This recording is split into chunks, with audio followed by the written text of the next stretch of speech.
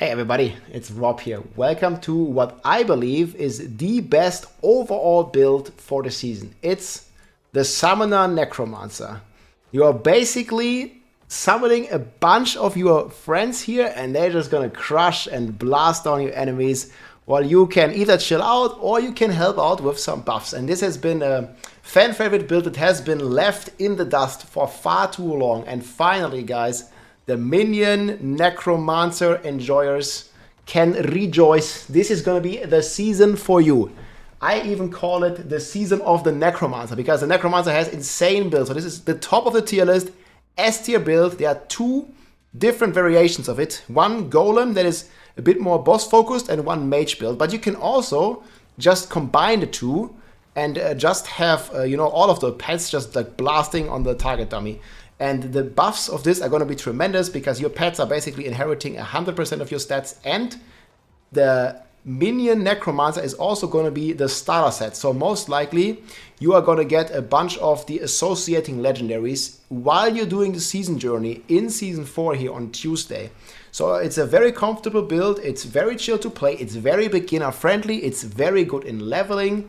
It's just a super solid build overall. And yeah, let's get into the different versions and what it means. So before we start off completely, there's recently been some development and the Golem Mastery and also the Skeleton Mastery has been adjusted down a little bit from what it was on the PTR, but it's still insanely strong and the damage change is not too much. You're roughly 2 times weaker, but this only affects the end game. It doesn't affect the early game at all. And the Minion Necromancer is still far above, I believe, most other builds or even all other builds but Warnado. And you may have seen this on the PTR, just to prove it to you. There's a video here. It's been recorded by a Chinese player. I'm also going to link this in the description. This is the Necromancer with Golem. This is the boss killer version. Absolutely destroying the hardest bosses in the game. Hitting here for, so this was a boss fight. This is an uber boss level 200, hardest boss in the game. And this Golem essentially hits it for 4 billion damage, basically just one-shotting it. And he's just explaining the build, and this is like the damage numbers that he can produce on a single tire, and this is like a damage number that he can produce in the normal boss fights. And this is enough to kill the hardest bosses 2 times over. And even if it's, roughly divided by 2, it's still gonna hit for billions of damage because this guy was also not fully optimized. But yeah, the build is looking insanely strong. I have 2 planners. Again, there is the Skeleton Mage, like standard version. And there is a Golem Minion Boss Killer, which is basically the build you want to play if you want to be hunting down those Uber bosses. So, but the same, there's a lot of overlap in these 2 builds. So I want to explain to you real quick what the base skills are that we use and how it works. So Necromancer here, as you know, has this Book of the Dead, and you can choose different minions here. And the main damage is coming from mages and golem. So what you have here, like we're just in the target dummy, this is the live server. We don't have access to the PTR anymore. So this is just a live server, and all the damage that you see here is probably going to get 2 extra zeros. So what you're mainly doing is you have a golem, which also has an active that does something. So in this case, it's doing triple damage whenever we're only hitting 1 target, and those Uber bosses are only going to be 1 target.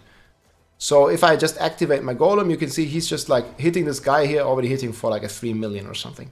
So this is just like baseline golem, triple damage. And then the skeleton mages are also doing tremendous damage, and you can empower them by just casting an extra mage. Like I'm just going to do this real quick, and you see like all of them, like I'm going to get like a small buff. Then there's also your ultimate, which is Army of the Dead. There's going to be a new legendary that is going to be a bit changed, a new aspect. This is the Unyielding Commander. So whenever you have your Army of the Dead, it's going to buff your damage by more than double here if you put it on the amulet. And this one also just summons a bunch more minions, basically. You see here, you activate this, there's like corpses and attacking the enemies. Then there's another couple buffs. So first of all, you have Blight. So Blight is just a core skill, like it looks like this. So you cast it, and it debuffs the monsters. And it puts a debuff on the monster where it says, you and your minions deal 20x increased damage to enemies within Blight. And it lasts for 6 seconds. So every 6 seconds you want to be casting this. Then you also have the Corpse Tendrils. It's this spell here. It pulls in the enemies. You can get a lot of size next season. It's going to help you a lot. And there's also aspects that buff your crit chance. You can use this, but in general, the Grasping Veins, it's called, is not necessarily recommended because you don't get the full benefit. So you do get the 20% crit chance. And keep in mind, like, your pet's just going to get the 20% crit chance that you already have. So 20% crit chance means 20% pet crit chance. But the critical strike damage bonus does not apply to the pets. So this is like a bit of a technical thing, but like that's the main reason we don't play this multiplier. But still, Grasping Veins, if you choose the right runes here, it makes the target vulnerable and it pulls the enemies in, mainly for your golem to hit in a small area of effect. And you also have the Crapify here. This one gives you a bunch of damage reduction. It slows the enemy down. It also gives you cooldown reduction back for your golem active here. So if I just cast this a bunch, see that it resets the cooldown. And if you have more enemies, it's going to reset it faster. And it also triggers amplify damage, and it also triggers another Paragon glyph that you have that basically does more damage to cursed targets. So you're getting more than 20% more damage when the enemy is cursed. So if you like combine all this, no matter if you're doing Golem or Skeleton Mages, there's one more final thing you need to do is Shadow Blight. So this one basically is this stack here that's on my bar. You see here it's stacking up at 10 stacks, you deal increased damage. So this is the key passive that you're playing, Shadow Blight. And you're playing usually the mages here with shadow, so they do shadow attacks. And you see here, when they attack quite a few times, and this gets to 10, you're getting a damage bonus. So you're getting a damage bonus based on your legendary weapon here. It's up to 3.4 times multiplicative, 340% more damage that you're getting.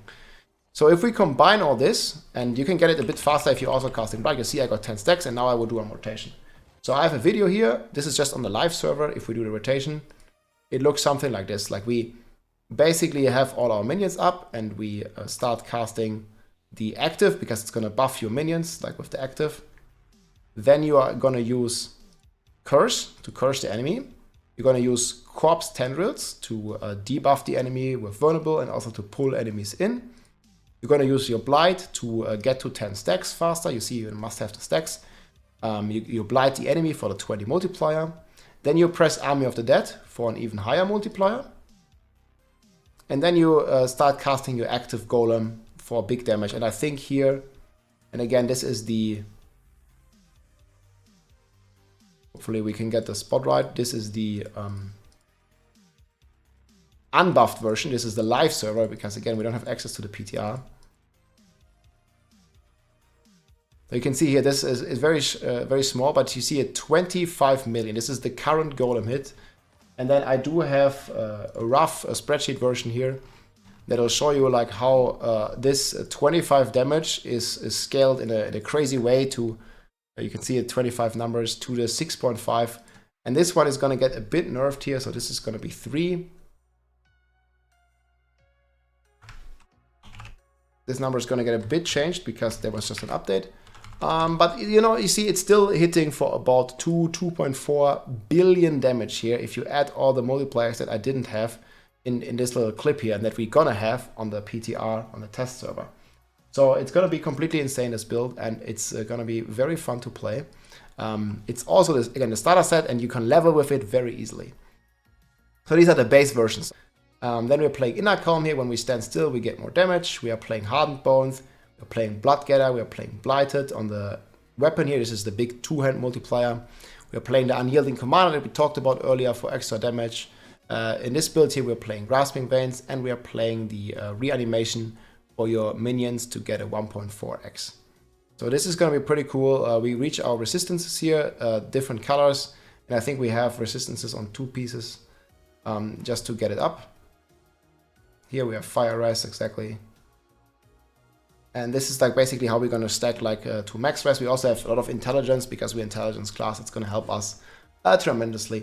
And yeah, the pets also scale with your attack speed. They benefit 100% from your attack speed. They benefit 100% from your intelligence.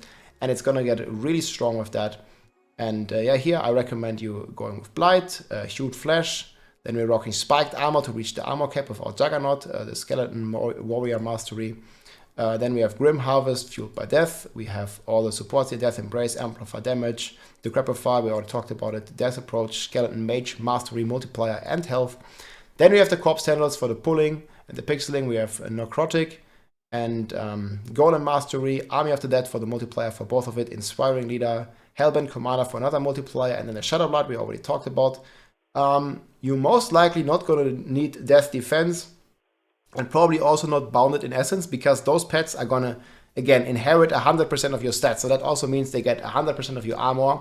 You're going to get 100% of your resistances. And if you yourself are armor and rest capped, your pets are also going to be armor and rest capped. And this one is just not going to do anything then. And this is the Mage version. So again, this is like the two different versions. The Golem version I showed you earlier. This is the Mage version. And I have like some footage here as well. Where this build is rocking a Pit 200, and it also looked pretty comfortable. And it's just in general a pretty cool build to just rock around with. And you guys can see he is using this Blood Mist and to curse enemies. And you just run around, you curse them. You get your Blight stacks, and your minions will just automatically, in this case this is the Shadow Mages, they will just automatically attack them, your Corpse Tendrils, they pixel them together. And then you're basically just killing them. And this is like Pit 200. This used to be the hardest content. It's gonna be a lot harder now. But again, this Necromancer has insane scaling, and there's a good chance that it's gonna be one of the builds that's gonna clear the highest in the pit. There's a funny bug here on the PTR actually. When he goes into level 2, his mages go invisible. So that's some pretty nice stuff. And he's just rocking those mages are just basically shooting like through the door here. Well, it looks pretty funny, and I think he actually like blasts this down like relatively fast. I want to show you guys the boss fight. So he just like pulls the enemies, kills them, like 2-minute run. And again, like he could do this on a much higher tier because his damage is not capping out yet. I've seen these mages also hit for hundreds of millions, but unfortunately, guys, I did not have the chance or the time to play this build myself on the PTR.